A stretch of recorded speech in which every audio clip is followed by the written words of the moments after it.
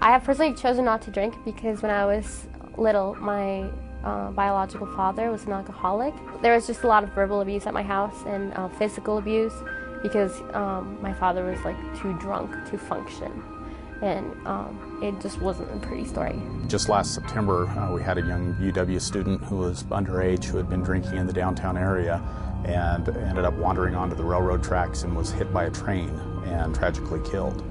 I really hate alcohol. It's destroyed my family. It's keeping my family from coming together. A lot of Native people's lives on our res were taken because of alcohol, and it's just in one sentence plus a period, no good. No good.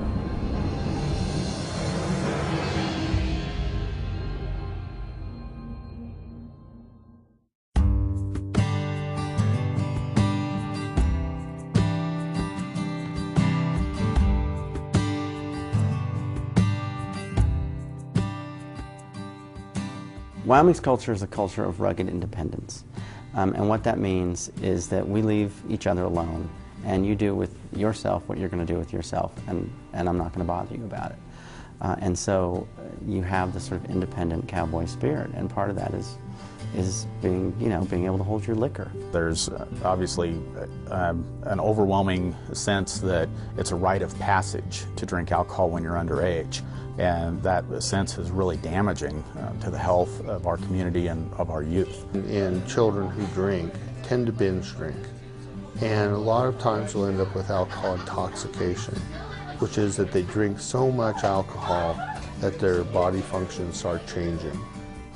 They have respiratory problems, their liver functions are different, their blood chemistries change, and they get acutely sick with that. If you're going to change underage drinking in Wyoming, change Cheyenne, Laramie, Casper, Sheridan, Jackson, Wyoming.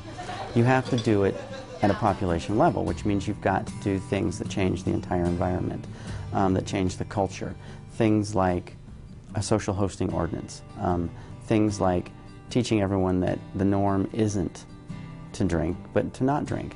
You've got to make it so that community events don't have alcohol being sold, so that kids aren't in the beer tent with the adults, things like that. Those sort of major population level change is how you can affect change across the state.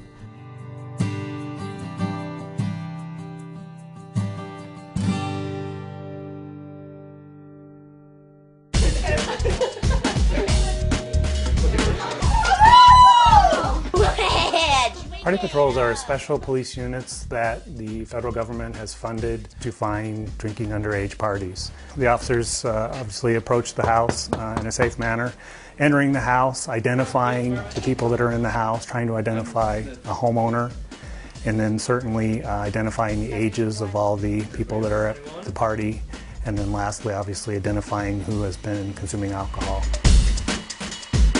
The consequences of being found a minor in possession is a $750 fine, 6 months in jail, and it's a public record that can be discovered by potential employers, military, or people considering you for a scholarship.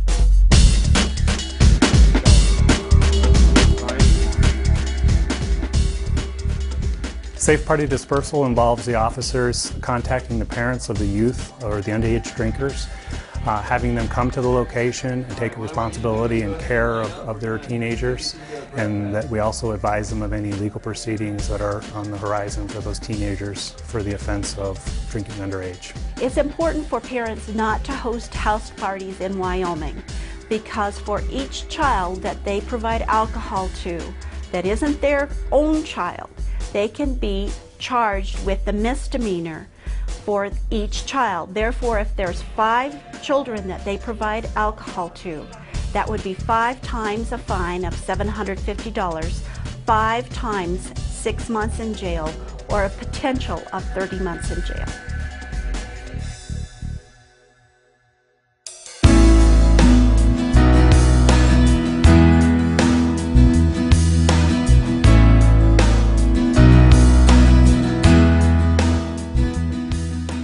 TIPS training is training for intervention procedures. It's really a common sense approach to responsible alcohol service. It was a community effort, including the retailers, to bring it on board and just make it part of the way they operate within that community. And the TIPS program is very good about injecting a great piece of the legal side into the training program. I've been to it, I enjoyed it. All of my staff has been trained in it. It's important because twofold. Number one, it's the law. The legal drinking age is 21. We try to comply with the law.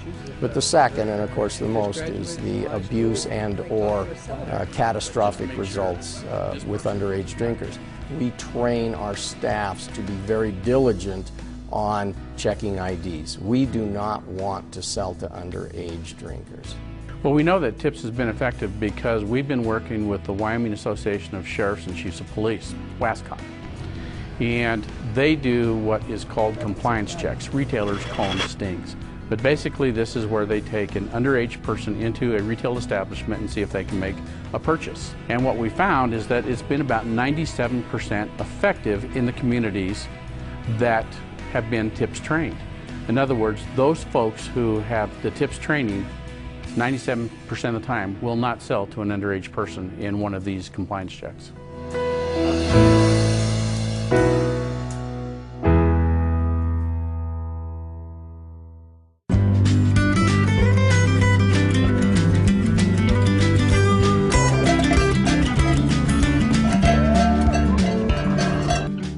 Changing community events, how alcohol is sold and consumed has a huge impact on changing norms within a community.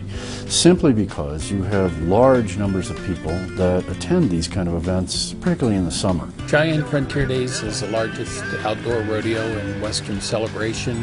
When we set up a dispensing area, we make sure that it's for 21 and above. Our vendors and our hawkers that serve beer, they comply with all carding.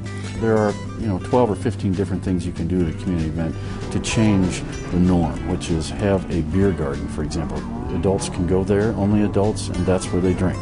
They don't go anywhere else in the park.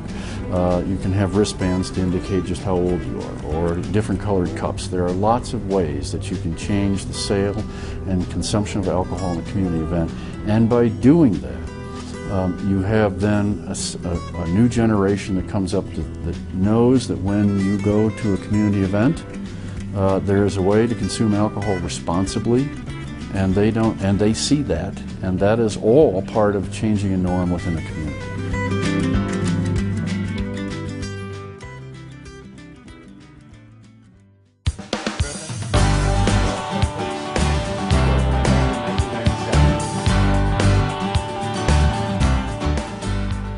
Prevention is like a sponge wall that when you're pushing against it, if you stop pushing, it's going to bounce back at you.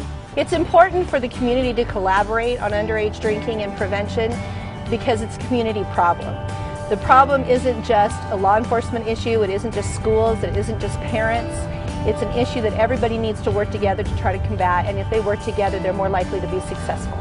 In a culture where we know that it's not okay, a lot of times we really don't step in and say, this is not acceptable. We need parents involved, we need peer pressure, we need neighbors, we need political groups, we need everybody that can be out there. It's really important for the youth to have a say in what's going on and have the youth be the ones involved in making the change, because they are not only the next generation, but they're the ones that other youth will listen to. There was this false wall between communities, law enforcement, and retailers.